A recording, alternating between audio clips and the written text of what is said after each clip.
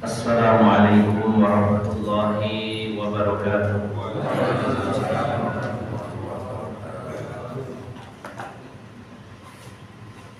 Alhamdulillahilladzi arsala rasulahu bil huda wa dinil haqq liyudhhirahu 'ala ad-dini kullihi walau karihal musyrikun. Wa asyhadu an la ilaha illallah wahdahu la syarika lah. Wa asyhadu anna Muhammadan 'abduhu wa rasuluhu la nabiyya ba'dah. Sallallahu alaihi wa ala alihi wa ashabihi wa tabi'in wa tabi'in tabi'in wa man tabi'ahum bi ihsanin ila yaumiddin. Wa qad qala Allah ta'ala fi kitabihil karim, ya ayyuhalladzina amanu taqullaha haqqa tuqatih wa la tamutunna illa wa antum muslimun. Amma ba'd. Para alim ulama, para ustaz, para sesepuh bini sepuh yang senantiasa saya hormati dan saya muliakan, bapak-bapak dan ibu-ibu jamaah Masjid Al-Ikhlas yang dirahmati Allah Subhanahu wa ta'ala. Alhamdulillah, kita sangat bersyukur kepada Allah Subhanahu wa ta'ala yang telah memberikan nikmat dan karunia bertemunya kita dengan bulan suci Ramadan tahun ini. Berapa banyak dari keluarga kita, teman-teman kita, saudara-saudara kita yang tidak diperkenankan bertemu kembali dengan bulan suci Ramadan. Satu persatu orang-orang yang kita kenal, orang-orang yang kita cintai dipanggil oleh Allah Subhanahu wa ta'ala dan tidak sempat bertemu kembali dengan Ramadan tahun ini. Sementara saya dan Bapak Ibu sekalian yang dirahmati Allah Subhanahu wa ta'ala masih diberi kesempatan untuk bertemu dengan Ramadan tahun ini. Maka bisa jadi Ramadan ini juga merupakan Ramadan yang terakhir bagi kita. Sehingga mari kita betul-betul menyempatkan dan meluangkan waktu untuk mengisinya dengan berbagai macam amal-amal soleh, dan juga mudah-mudahan target puasa yang memang Allah tetapkan, yakni menjadi orang-orang yang bertakwa, benar-benar bisa kita raih. Dan Bapak Ibu jamaah sekalian yang dimuliakan Allah Subhanahu wa ta'ala, kita harus sering menghisab diri kita masing-masing. Termasuk salah satu poin yang perlu kita perhatikan dari diri kita adalah apakah diri kita ini dalam perkara-perkara akhirat, dalam perkara-perkara ibadah, dalam ketakwaan kepada Allah, apakah sama atau ada perubahan. Mari kita ingat-ingat kembali, kira-kira 10 tahun yang lalu dibandingkan dengan hari ini, apakah keimanan, ketakwaan, ilmu dan amal kita ada perubahan atau tidak? Bila 10 tahun yang lalu apa yang kita amalkan sama dengan apa yang kita amalkan hari ini, maka kita rugi dari sisi waktu. Mari kita ingat-ingat, kira-kira 10 tahun yang lalu ibadah kita dengan ibadah kita hari ini lebih banyak mana? 10 tahun yang lalu maksiat atau dosa yang kita lakukan apakah lebih sedikit jika dibandingkan dengan hari ini? Hanya Allah dan diri kita yang paling tahu tentang diri kita, apakah diri kita ini semakin baik atau stagnan, atau na'udzubillah justru semakin buruk. Maka idealnya adalah kita harus punya cita-cita bahwa saat nanti kita meninggal dunia, diusahakan dalam kondisi yang terbaik dari prestasi ibadah kita sebagai hamba Allah Subhanahu wa ta'ala. Nah, bagaimana akan menjadi versi yang terbaik kalau setiap saat tidak memperbaiki? Kalau kita tahu bahwa 5 tahun lagi kita akan meninggal, bisa saja kita setting diri kita untuk menjadi pribadi yang terbaik di tahun-tahun terakhir mendekati kematian. Kok kurang 5 tahun lagi, sekarang santai-santai dulu, nah nanti kurang setahun digas gitu ya, supaya meninggal dalam kondisi terbaik. Kalau saya usia 65, selama 65 tahun pas meninggal dalam kondisi yang terbaik. Masalahnya kita tidak tahu kematian itu menghampiri kita itu kapan. Maka tidak ada jalan lain kecuali setiap saat, setiap waktu kita kondisikan diri kita adalah menjadi versi yang terbaik. Bagaimana caranya? Terutama tentu dengan terus meningkatkan ibadah-ibadah kita kepada Allah, baik itu kuantitasnya maupun kualitasnya. Kemudian satu hal lagi, selain kita optimalkan ibadah, kita juga bersama-sama terus mengurangi, bahkan sebisa mungkin meninggalkan sejauh-jauhnya dosa-dosa dan maksiat kepada Allah Subhanahu wa Ta'ala. Kemungkinan dalam diri kita masih ada sisa-sisa maksiat yang terus berjalan. Kalaupun itu bukan dosa besar, mungkin bisa jadi dosa kecil. Mari kita ingat-ingat dosa-dosa yang masih ada melekat dalam diri kita, yang kadang-kadang kita merasa, wah saya sudah paham tentang dosa, sudah ngaji kitab Al-Kabair, tapi ghibahnya masih jalan, masih saja membahas keburukan orang lain. Tidak banyak tapi sedikit tapi rutin gitu ya. Jadi malah istiqomahnya itu dalam ghibah ya. Nah ini barangkali yang perlu kita ralat bersama, terutama diri saya sendiri khususnya Bapak Ibu jamaah sekalian. Masih saja ada dosa-dosa pelanggaran yang kita lakukan. Kadang-kadang kita terbawa berbuat dosa dengan satu alat ini ya, dalam handphone yang kita punya, kita masih tergoda ya. Walaupun tidak mencari hari ini Bapak Ibu jamaah sekalian, walaupun tidak mencari, tiba-tiba scroll ya, digeser-geser ketemu. Nah, di situ berhenti. Kayaknya ini ditonton asik ini. Nah, kadang-kadang itu Pak, dosa yang sering melekat dalam diri kita ini seperti itu. Nah, kita berupaya semaksimal mungkin, sudah semakin tua, semakin dekat dengan kematian, ibadahnya bertambah, sekaligus dosanya ini diupayakan memang harus total kita tinggalkan, dan kita banyak-banyak istighfar kepada Allah Subhanahu wa Ta'ala. Semoga Allah memaafkan dosa kita semuanya yang kadang-kadang tentunya masih saja ada dosa-dosa yang kita lakukan. Bapak Ibu yang dimuliakan Allah Subhanahu wa Ta'ala, bila kita selalu memikirkan diri kita masing-masing, kita sibukkan melihat aib-aib diri kita, insya Allah hari demi hari kita akan semakin baik, dan semoga saat meninggal dunia nanti dalam kondisi yang terbaik. Bapak Ibu yang dimuliakan Allah Subhanahu wa Ta'ala, kita akan melanjutkan kajian kitab Asyratus Sa'ah, tanda-tanda kiamat. Dan kita sedang membahas tentang tanda-tanda besar yang pada pagi hari ini masuk pada poin yang ke-8. Saya ulang-ulang poin pokok-pokoknya supaya tidak lupa. Di antara tanda besar kiamat yang sudah kita bahas adalah yang pertama, munculnya Imam Mahdi. Kemudian yang kedua, munculnya Dajjal.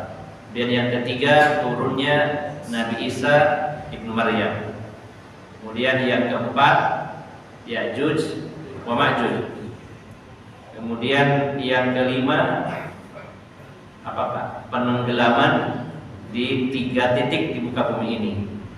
Kemudian yang keenam, Ad-Dukhan, ya sudah kita bahas. Ad-Dukhan yaitu asap atau kabut. Kemudian yang ketujuh, yang terakhir kemarin kita bahas adalah tulu'us syamsi min maghribiha, terbitnya matahari dari arah barat. Kita akan masuk pada poin yang ke-8, al-faslus samin. Pasal yang ke-8, ad-dabbatu, yaitu dabah. Nah, dabah ini diartikan ya, yang belum tentu 100% tepat karena kita mencari kalimat atau kata yang terdekat dengan dabah. Dalam terjemahan bahasa Indonesia sering diartikan dabah itu binatang melata gitu ya. Dan sebenarnya binatang melata ini terlalu spesifik ya.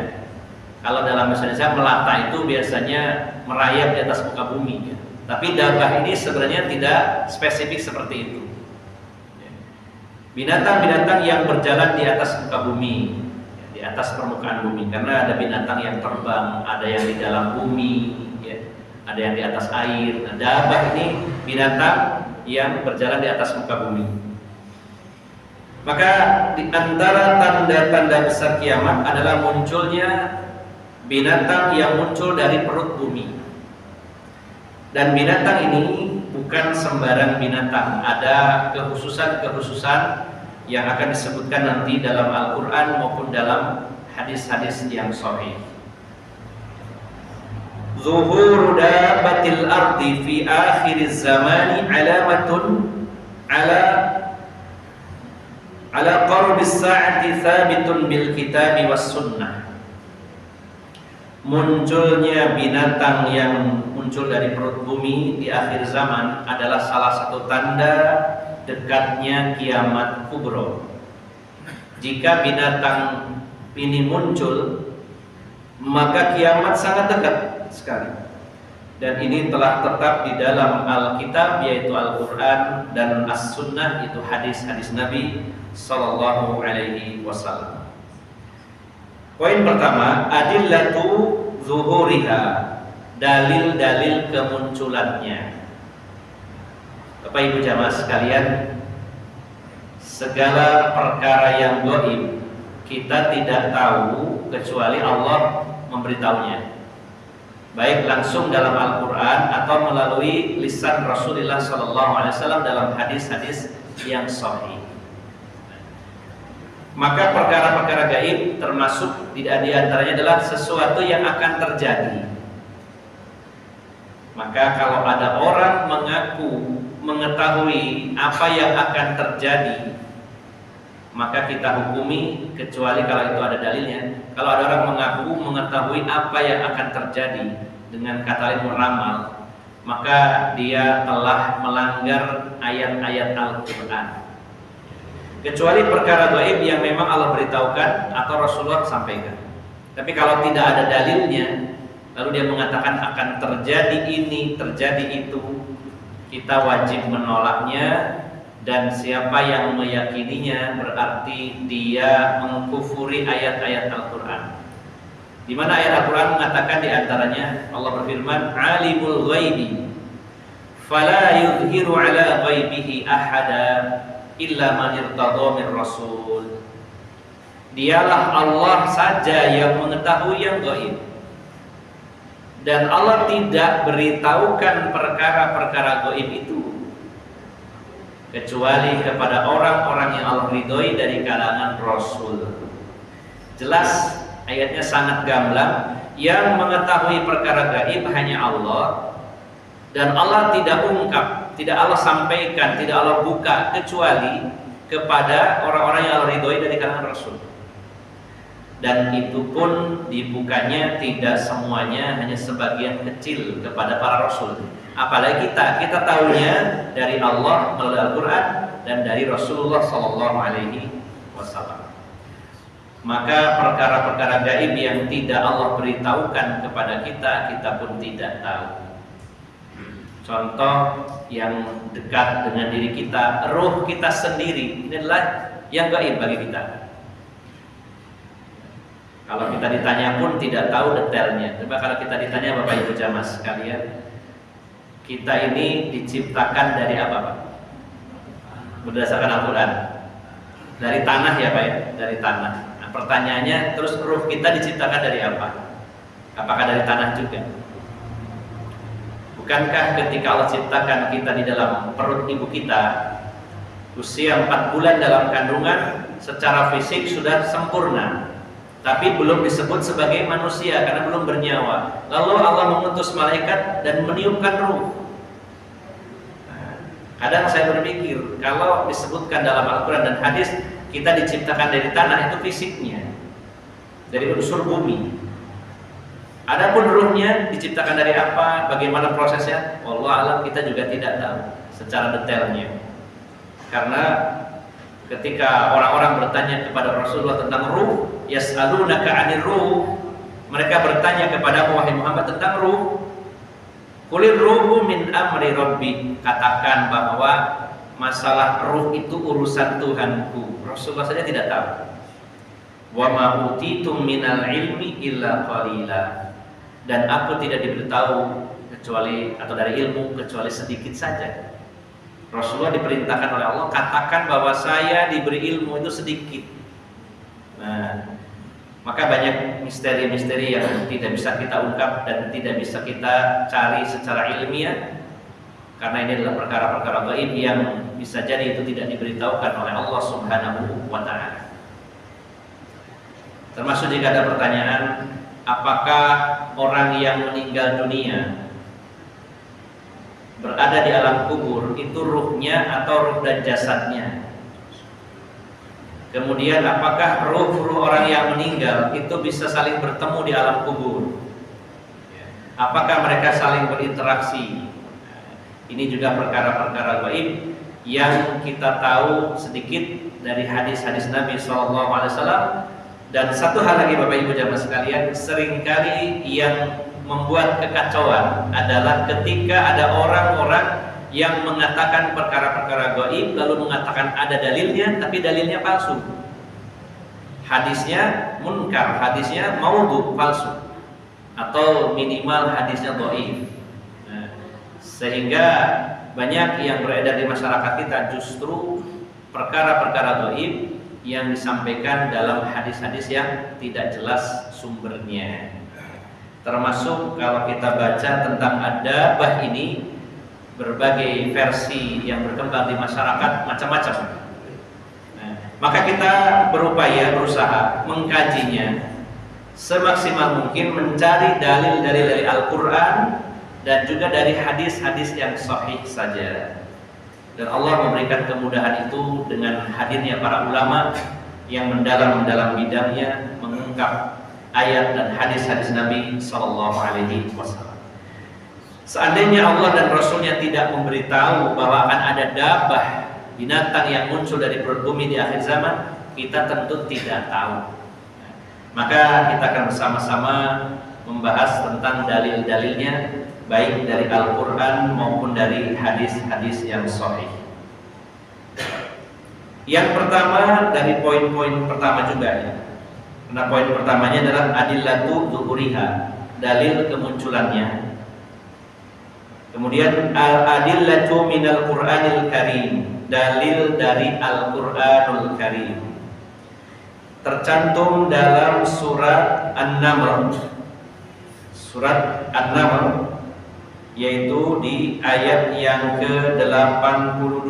Kita buka Al-Qur'an surat An-Naml.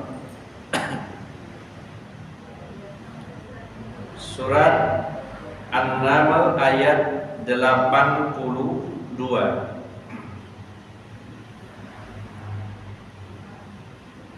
Surat An-Naml ayat 82. Allah Subhanahu wa ta'ala berfirman, surat 27 ya, surat 27 ayat 82. Kita klik 82. Allah Subhanahu wa ta'ala berfirman, wa idza waqa'al qawlu 'alaihim akhrajna lahum dabbatan minal ardi tukallimuhum anna an-nasa kanu bi ayatina la yuqinun. Dan apabila perkataan telah berlaku atas mereka, kalau terjemahkan bebasnya, dan ketika telah jatuh perkataan, ya, perkataan kepada mereka. Jadi perkataan di sini nanti akan dijelaskan di bawah. Saya bacakan nanti setelah ini. Kita terjemahkan dulu secara bebas. Wa idza waqa'al qawlu 'alaihim, dan ketika telah jatuh perkataan kepada mereka, maka kami keluarkan bagi mereka dabatan fil minal ard. Kami keluarkan kepada mereka yaitu dabah dari muka bumi atau dari dalam bumi. Jadi binatang yang keluar dan muncul dari perut bumi, di mana binatang ini bisa berbicara kepada mereka bahwasanya manusia mereka tidak beriman, tidak yakin dengan ayat-ayat kami. Fahadihil ayatul karimatu ja'a fiha dzikru khurujid dabah wa anna dzalika yakunu 'inda fasadin nas wa tarkihim awamirillah wa tabdilihim ad-din al-haq yukhrijullahu lahum dabatun minal ard. Yukhrijullahu lahum dabatan minal ardi fatukallimun nasa 'ala dzalik. Ayat yang mulia ini menyebutkan adanya kemunculan ad-dabah. Ad-dabah binatang yang muncul dari perut bumi. Dan hal demikian itu terjadi ketika manusia benar-benar rusak. Mereka meninggalkan perintah-perintah Allah, mereka mengganti agama yang benar ini dengan agama-agama yang salah, yang menyimpang. Ketika muncul banyak kerusakan, mereka meninggalkan perintah Allah, maksiat merajalela, agama dihilangkan, diganti dengan kesesatan, maka Allah akan mengeluarkan dabah, yaitu binatang dari perut bumi, di mana binatang ini akan bisa berbicara kepada manusia pada saat itu. Qala al-ulama'u fi ma'na qawlihi ta'ala waqa'al qawlu 'alaihim ay wajibul wa'id 'alaihim litamadihim fil isyan wal fusuqi wat tughyan wa i'radihim an ayatillah wa tarkihim tadabburiha wan nuzuli ala hikamiha wa intihaihim fil ma'asi lama la yanjihu ma'ahu fihim maw'idhah wala yusarrifuhum an ghiyihim tadhkiratun yaqulu an man qail fa idza saru kadzalik akhrajna lahum dabatan minal ardi tukallimuhum ay dabatun ta'qilu wa tantiqu wa dawabu fil 'adah la kalamun laha wa la aql. Berkata para ulama tentang makna ayat yang berbunyi waqa'al qawlu 'alaihim, jatuhnya perkataan atas mereka, yakni pastinya ancaman atas mereka. Jadi kalimat telah jatuh ucapan kepada mereka adalah perkataan bahwa mereka itu akan dihancurkan, akan dibinasakan, akan terjadinya kiamat. Ketika mereka terus-menerus dalam pembangkangan, dalam kefasikan, dalam sikap berlebih-lebihan, dalam dosa artinya, maka Bapak Ibu jamaah sekalian, ketika itulah Allah keluarkan bagi mereka dabah, yaitu binatang yang keluar dari perut bumi, di mana binatang ini berbicara kepada mereka. Yang dimaksud berbicara di sini, Bapak Ibu jamaah sekalian, binatang ini disebutkan dabatun ta'qilu wa tantiqu. Binatang ini bisa berpikir dan bisa berbicara, layaknya seperti manusia.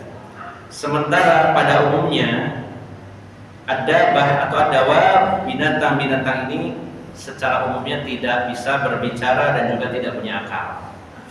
Jadi binatang yang muncul ini bukan binatang sembarangan, bukan sama seperti binatang lainnya, tapi dia punya akal, bisa berpikir dan sekaligus juga bisa berbicara kepada manusia. Kita lanjutkan. Wa qala Abdullah bin Mas'ud radhiyallahu anhu waqul qawli yakunu bi mautil ulama wa dhihabil ilm wa dhihabil ilmi wa raf'ul Qur'an. Abdullah bin Mas'ud beliau berkata bahwa yang dimaksud jatuhnya ucapan atas mereka yaitu ketika para ulama meninggal. kemudian hilangnya ilmu, dan juga diangkatnya Al-Quran. Artinya Bapak Ibu jamaah sekalian, kemunculan dabah ini terjadi saat para ulama habis, ya, atau bahkan sedikit sekali, atau bahkan tidak ada. Ketika para ulama wafat dan hilangnya ilmu, kemudian Al-Quran diangkat oleh Allah Subhanahu wa Ta'ala. Kemudian ada yang bertanya, ketika Abdullah bin Mas'ud memerintahkan aktsiru tilawatal Qur'ani qabla an yarfa, perbanyaklah oleh kalian membaca Al-Quran sebelum Al-Quran itu diangkat. Maka orang-orang bertanya, hadhil masahifu tarfa'u fa kaifa bima fi suduri rijal. Kalau mushaf Al-Quran ini dihilangkan, diangkat, lalu bagaimana dengan Al-Quran yang dihafal oleh orang-orang? Kalau memang Al-Quran itu dihilangkan, mushafnya sudah nggak ada, lembaran-lembaran Al-Quran sudah nggak ada, lalu bagaimana dengan Al-Quran yang dihafal oleh orang-orang? Maka Abdullah bin Mas'ud mengatakan, hadhihi al-masahif tarfa'u. Beliau berkata, yusra alaihi laila fayusbihuna minhu qafra wa yamsuna la ilaha illallah wa yaqauna fi qawlil jahiliyah wa ash'arihim wa dhalika hina yaqul qawlu alaihim.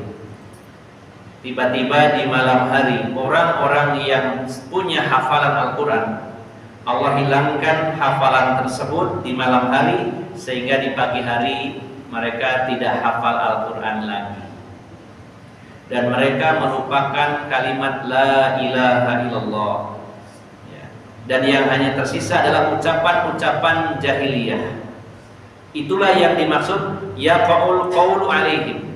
Dalam ayat tadi Allah menyatakan wa idza waqa'al qawlu alaihim, apabila telah jatuh perkataan kepada mereka. Maksudnya ketika ulama hilang, habis, meninggal semua, ketika ilmu juga hilang, Al-Quran dihilangkan dari muka bumi ini.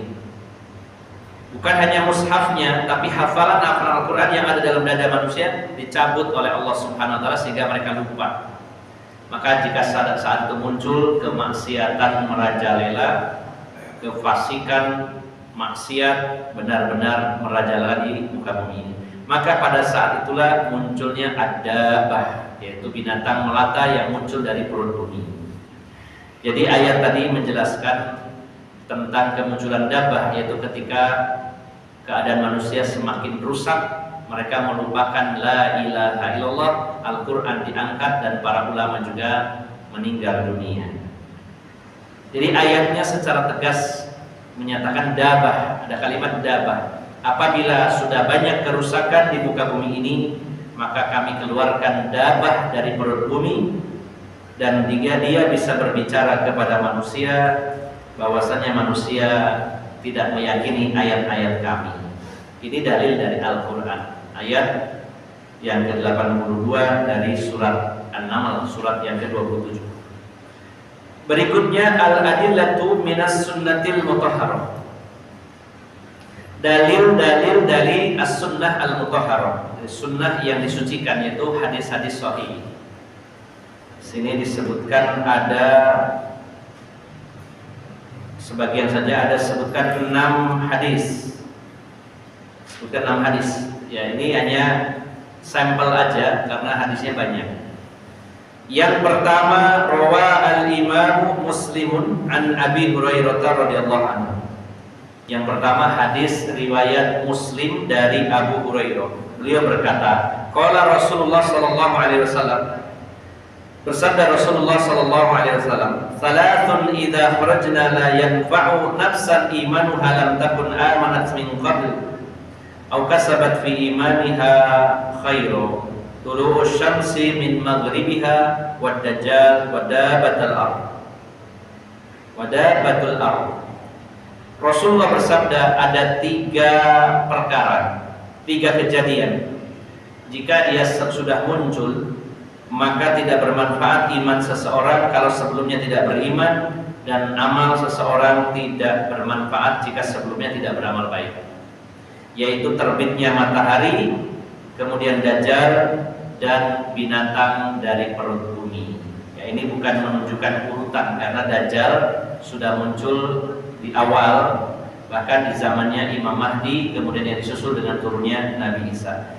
Nah, dalam hadis ini ada kalimat dabatul ard.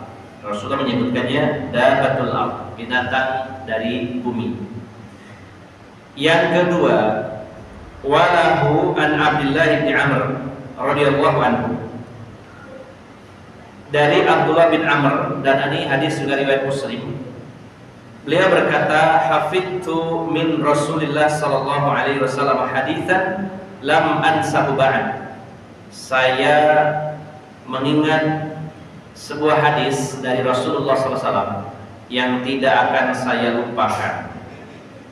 Di mana Rasulullah telah bersabda, inna awwalal ayati khurujan tulu'us syamsi min maghribiha. Kemudian wa khuruj dabbati 'ala nasi duha wa ayyuhuma ma kanat qabla sahibatuha fal ukhra 'ala athariha qarib. Sesungguhnya tanda pertama yang akan muncul adalah terbitnya matahari dari barat dan munculnya ad-dabbah. Ya. Munculnya dabbah kepada manusia di waktu duha, kata Rasulullah. Dan mana yang lebih dahulu maka tidak disebutkan oleh Nabi, namun intinya kalau sudah muncul salah satunya, maka yang satunya akan muncul dalam waktu yang dekat. Ini juga dalil tentang kemunculannya ad-dabbah dalam hadis yang kedua.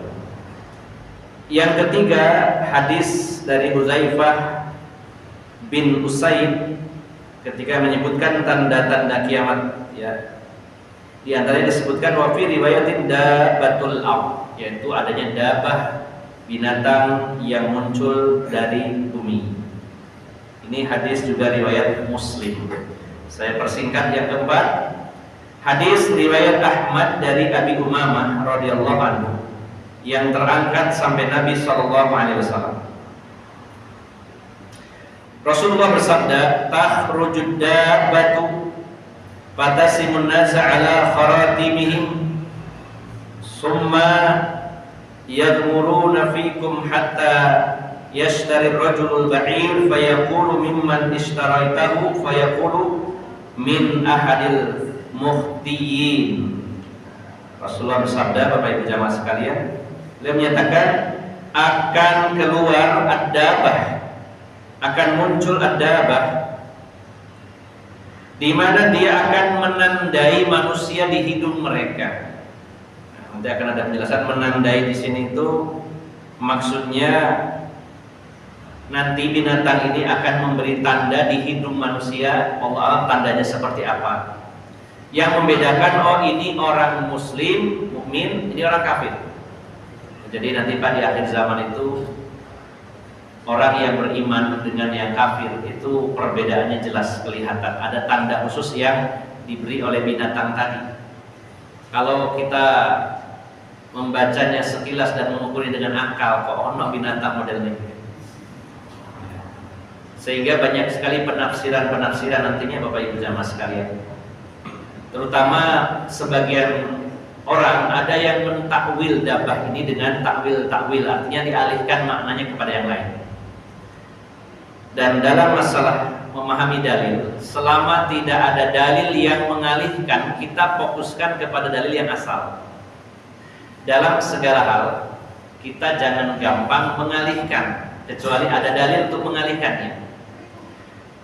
Ketika Al-Quran mengatakan sesuatu, hadis mengatakan sesuatu, apalagi perkara dhaif, maka kita pahami dulu secara letterjek, secara tekstual dulu. Kecuali ada dalil lain yang mengarahkan kepada pengertian yang lain. Ini ada orang mengatakan, wah jangan menafsirkan Al-Quran itu letterlek, jangan menafsirkan Al-Quran itu hanya tekstual. Tergantung. Kalau ada dalil-dalil lain yang mengalihkan kepada makna lain, kita ikuti pengalihan tersebut. Kalau tidak ada, pastikan kita menerima apa adanya. Seperti sering saya contohkan berkali-kali, kalau kita mendengar seseorang mengatakan sesuatu, jangan ditafsirkan dulu, kita pahami secara tekstualnya dulu. Kecuali nanti kalau ada penjelasan lain. Bukan berarti kita tidak menerima takwil, pengalihan, tapi adalah pengalihan terjadi jika ada dalil juga. Ada keterangan lain yang disebut qarinah. Yang disebut qarinah yaitu pengalihan, dalil yang mengalihkan. Sebagai contoh, ketika saya mengatakan kepada Bapak Ibu, misalkan saya mengatakan tadi ketika saya berangkat menuju Masjid Al-Ikhlas, saya melihat bunga. Nah, jangan dialihkan ke yang lain dulu. Bunga ya kembang. Oh, berarti Ustadz mengatakan melihat bunga. Di daerah mana? Daerah Mojosari. Saya tadi lihat, walaupun gelap-gelap, kelihatan ada bunga. Nah, maka apa yang ada dalam pikiran kita? Kalau ada orang mengatakan bunga, ya kita memahaminya bunga secara asal. Nggak akan berpikir bunga itu, oh ya maksudnya ya. Dialihkan sendiri, tidak. Kecuali kalau ada keterangan lain. Lalu saya mengatakan, tadi saya berangkat ke sini melihat bunga di Mojosari. Tapi yang dimaksud di sini adalah bunga desa. Nah, misalkan gitu ya. Oh, berarti bukan kembang. Kembang desa ya wanita, bukan bunga yang ada di tanaman itu. Selama tidak ada keterangan itu, pasti kita memahaminya ya bunga ya kembang itu. Begitu.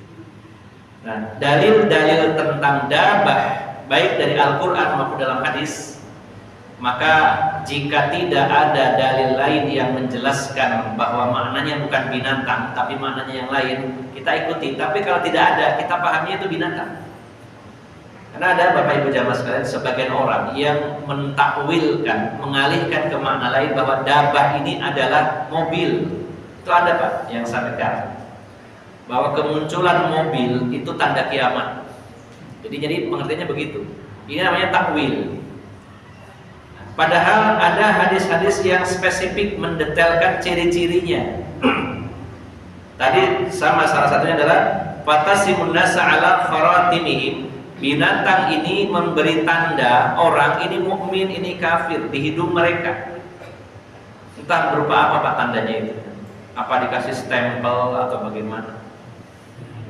Kan mudah Pak sebenarnya ngasih tanda itu. Saya kalau ke rumah sakit dulu nganter Ananda Rozan, masuk ruangan dikasih tempelan, plak pengantar, plak ini pasien, dibedakan ya. Jadi nggak salah sasaran gitu ya.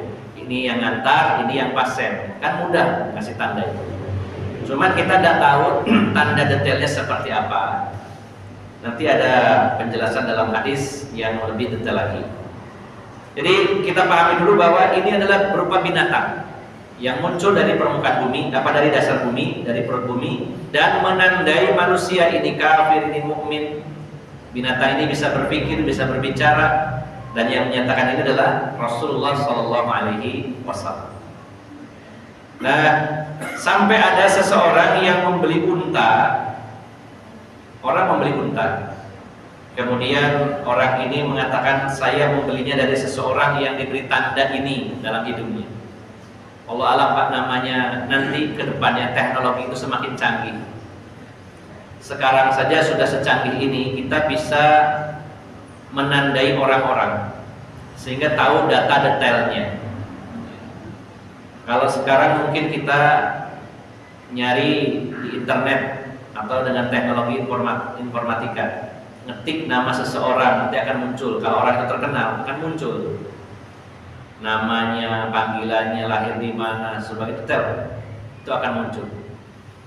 Bukankah di beberapa negara termasuk Cina, bahkan pemerintah Cina itu tahu detail rakyatnya, ya secara detail orang per orangnya. Bahkan sampai ada kekhawatiran dulu bahwa vaksin yang dimasukkan, sama ini informasi saja ya, tapi belum tentu kebenarannya. Wah itu mengandung microchip, jadi orang itu dikendalikan dari jauh, tahu ini orangnya di mana, siapa namanya. Allah, bagi Allah mudah ya memberi tanda itu. Jadi binatang ini memberikan tanda di hidung manusia, oh ini mukmin, ini kafir, sehingga ada orang yang membeli unta, dia tahu saya dapat unta ini dari orang dengan identitasnya ini. Di masa mendatang apalagi ya, sekarang saja manusia diberi tanda detail sekali, database-nya seseorang semuanya terrecord dengan baik. Kan Bapak Ibu jamaah sekalian, kalau sekarang saja sudah secanggih itu, ya dengan adanya sidik jari, bahkan dengan dengan mata, dengan wajah, tinggal memasukkan wajahnya, trek muncul datanya. Fotonya ada, langsung dimasukkan ke alat ya, teknologi, kemudian muncul data-datanya. Maka nanti binatang ini akan memberi tanda di hidung-hidung manusia, lalu akan dibedakan ini kafir, ini mukmin. Dan ada seseorang yang membeli unta mengatakan saya membelinya dari seseorang dengan tanda ini. Nah, itu contoh saja dari Rasulullah SAW. Ini hadis yang keempat. Yang kelima, pendek, disebutkan dalam hadis riwayat Muslim dari Abu Hurairah. Rasulullah bersabda, "Badiru bil a'mali sittan," bersegeralah kalian untuk beramal sampai datang atau ketika datang muncul 6 tanda. Salah satunya adalah dabatul ardh, munculnya binatang dari perut bumi. Ini hadis yang kelima. Dan ini hadis yang terakhir yang keenam. Hadis riwayat Ahmad dan Tirmidzi dari Abu Hurairah. Bahwasanya Nabi SAW bersabda, "Takhrujud dabatu wa ma'aha 'asa Musa alaihissalam wa khatamu Sulaiman. Wa takhtimul kafir qala Affan ahadur ruwatul hadis." Anful kafir bil khatam wa tajlu wajhal mu'mini bil asa hatta inna ahla khiwan liyajtami'una ala khiwanihim fayaqulu hadha ya mu'min yaqulu hadha ya kafir. Nah, Rasulullah lebih menspesifikan cirinya. Akan muncul dabah binatang di mana dia membawa tongkat Nabi Musa dan membawa cincin Nabi Sulaiman, dan akan menandai orang-orang kafir di hidung-hidung mereka dengan cincinnya Nabi Sulaiman, dan wajahnya orang-orang beriman dengan tongkatnya Nabi Musa. Sesungguhnya orang-orang yang berkumpul untuk makan akan memanggil, "Hai mukmin, hai kafir." Jadi Bapak Ibu jamaah sekalian, tongkatnya Nabi Musa dan juga cincinnya Nabi Sulaiman itu masih ada, cuman kita tidak tahu ada posisinya di mana. Dan yang pasti nanti yang membawanya adalah dabah ini, sehingga kita tidak usah susah payah mencarinya. Wah, ini tongkat Nabi Musa, kita cari, kita gali di mana? Susah Pak nyarinya kemana? Cari cincin Nabi Sulaiman juga kemana? Nanti Allah akan munculkan dan dibawa oleh binatang ad-dabah ini dan akan menandai orang-orang kafir, sehingga ketika orang itu berkumpul makan-makan itu akan bisa dibedakan. Oh ini mukmin, oh ini kafir. Kalau sekarang nggak bisa ya Pak, nggak mungkin dipasangi kecuali orang-orang yang memang menggunakan identitas khusus agamanya.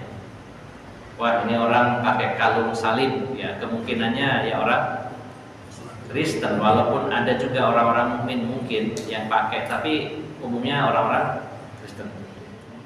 Ya, tapi tidak menjamin kalau sekarang itu, wah orangnya berjilbab, pakai kopiah, pasti muslim, belum tentu Pak.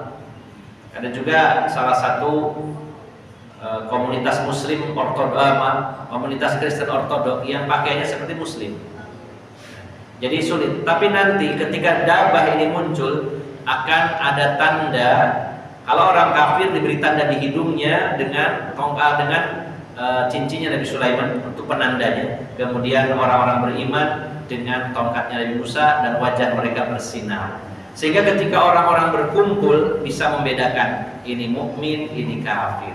Nanti akan ada masanya seperti itu. Nah, Bapak Ibu jamaah sekalian, mungkin sebagian orang kalau tidak membahas dalilnya akan berpikir bahwa ini adalah cerita mitos-mitos saja. Ya, kita juga tidak percaya dengan mitos-mitos selama tidak ada dalilnya. Ketika ada dalilnya kita terima. Inilah sikap orang-orang beriman, pasrah menerima kebenaran jika itu memang ada dalilnya. Tinggal kita cari tahu apakah itu dipahami secara tekstual atau ada takwil lain dengan adanya dalil lain. Jadi agama ini mudah Bapak Ibu jamaah sekalian. Kita mendapatkan berita, apalagi perkara gaib yang belum terjadi, apalagi ceritanya atau kisahnya itu unik. Ada hewan turun dari keluar dari bumi, bisa ngomong, punya akal, menandai orang ini beriman, ini kafir. Kalau kita tidak tahu dalilnya, maka kita akan menganggapnya itu sebagai mitos saja. bahkan mungkin kita tidak akan mempercayainya. Dan ternyata kalau kita coba browsing Bapak Ibu sekalian, mencoba browsing adabah, itu banyak juga kisah-kisah yang tidak jelas dalil-dalilnya. Sampai ada penggambarannya dilukis sama orang. Ada disebutkan detail kepalanya seperti banteng, kemudian tanduknya seperti rusa, wajahnya seperti ular dan sebagainya, Pak. Itu ada. Nah, bahkan akhirnya dilukis, digambar, dimunculkan di Google, bisa dicek nanti, Pak. Ada muncul berbagai macam interpretasi. Nah, kita mencukupkan diri dengan apa yang ada dalam Al-Quran dan dalam hadis-hadis Nabi SAW. Seandainya Rasulullah tidak menjelaskannya seperti itu, kita akan kembalikan ke adat kebiasaan. Hewan itu gak bisa bicara, hewan itu gak punya akal, apalagi ngasih stempel tanda-tanda. Tapi karena Rasulullah menyebutkannya demikian, kita pun percaya. Bagi orang-orang yang tidak percaya, ya mudah-mudahan diberi panjang umur biar ketemu nanti. Ya, tapi kalau kita pastikan percaya, yakin selama itu dalilnya sahih, bukan dalil-dalil yang palsu atau yang dhaif. Jika itu ayat atau hadis-hadis yang sahih, maka kita akan yakin seyakin-yakinnya. Dan Bapak Ibu jamaah sekalian, sebagai gambaran nanti insya Allah pada pertemuan berikutnya bila ada waktu dan umur serta kesempatan, kita akan membahas tentang detailnya dabah ini. Sebenarnya dabah ini dari jenis binatang apa? Karena adanya perbedaan pendapat para ulama tentang dabah ini. Ada yang memaknainya atau memahaminya bahwa dabah ini adalah anak unta dari anaknya unta Nabi Saleh. Nanti akan kita bahas pada pertemuan berikutnya. Ini gambaran saja supaya nggak ganjel, tapi ada sedikit gambaran. Sebagian lagi ada yang mengatakan bahwa dabah ini adalah sejenis ular. Sebagian lagi ada yang mengatakan bahwa dabah ini adalah jassasah, yaitu binatang yang pernah ditemukan oleh Tamim Ad-Dari, seorang sahabat Nabi, ketika terdampar di sebuah pulau, kemudian bertemu dengan Dajjal. Namun sebelum bertemu Dajjal, bertemu jassasah, yaitu sejenis binatang yang berbulu lebat. Nah, ini nanti akan kita bahas pada pertemuan berikutnya. Saya simpulkan bahwa di antara tanda besar kiamat itu salah satunya adalah adabah, binatang yang muncul dari perut bumi, di mana Al-Quran membahasnya dalam surat An-Naml ayat 82 dan beberapa hadis, di antaranya tadi yang disebutkan oleh Rasulullah SAW bahwa dabah ini memberi tanda bagi manusia mana yang mukmin, mana yang kafir. Dan bersamanya ada tongkat Nabi Musa dan juga ada cincin Nabi Sulaiman atas kuasa dan izin Allah Subhanahu wa Ta'ala. Demikian Bapak Ibu jamaah sekalian, mudah-mudahan waktu yang Bapak Ibu sekalian luangkan di pagi hari ini benar-benar dinilai oleh Allah Subhanahu wa Ta'ala, mendapatkan pahala yang besar di sisinya. Karena saya yakin yang hadir pada pagi hari ini hampir semuanya ngantuk, ya. Sudah puasa, kemudian berbuka, kemudian mungkin tarawih, sudah capek tarawih, kemudian ditambah lagi tadarus, baca Quran, sahurnya kenyang, terus paginya ngaji silir-silir. Jadi sangat dimaklumi kalau ngantuk, ya. Kenapa saya gak ngantuk? Karena saya berbicara, ya. Seandainya saya mendengar, mungkin juga ngantuk, gitu, ya. Sehingga saya memakluminya, tidak masalah. Alhamdulillah, Bapak walaupun Ibu ngantuk semuanya atau sebagian besarnya, tapi sudah bisa hadir di tempat ini. Semoga Allah memberikan ridhonya kepada kita semuanya. Semoga Allah menerima amal ibadah puasa kita dan amal ibadah yang lainnya. Demikian, semoga bermanfaat dan mohon maaf atas segala kekurangan. Aqulu qouli hadza wa astaghfirullah li wa lakum wa akhiru da'wana alhamdulillahirabbil alamin.